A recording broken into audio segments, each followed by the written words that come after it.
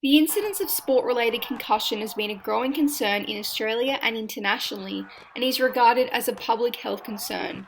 Australia is following US research and undertaking similar data collection to gain insight into concussion in sport. A concussion is a mild brain injury. It's usually a mild traumatic brain injury caused by a jolt or a bump to the head. Studies show that contact sports obtain the highest rates of concussion. However, children and adolescents aged 18 and under are the most susceptible. Studies in America showed that they believe that there is between 1 and 2 million concussions per year in young people and children.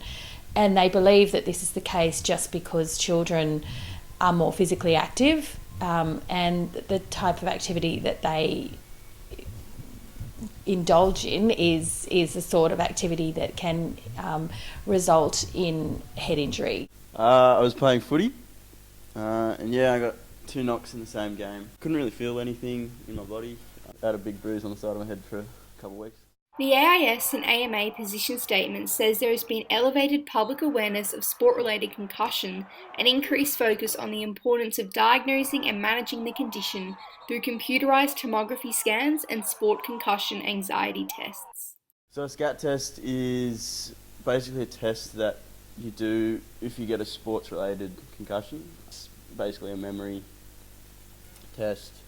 They ask you a couple of words. They say ask you to repeat them, a couple of numbers, that kind of thing, and then they have to rate your symptoms. In the short term, CT scanning is the method of choice, is the scanning of choice to diagnose a concussion or the resultant injury from a concussion. Research has indicated that it is usually cognitive and physical symptoms with a concussion rather than an emotional response. The first few weeks, I was literally in a dark room, in bed, all day, every day. Couldn't do anything, could barely walk. Lately, I can't sit down and concentrate hard, like properly concentrate for more than 20 minutes, or I become nauseous, vomiting, migraines. It's affected my studies pretty badly. I was only able to, didn't even sit the HSC exams or my trial exams. According to an AIS study, the annual rate of hospitalisations for sport-related concussions in Victoria has increased by 60.5% over 9 years.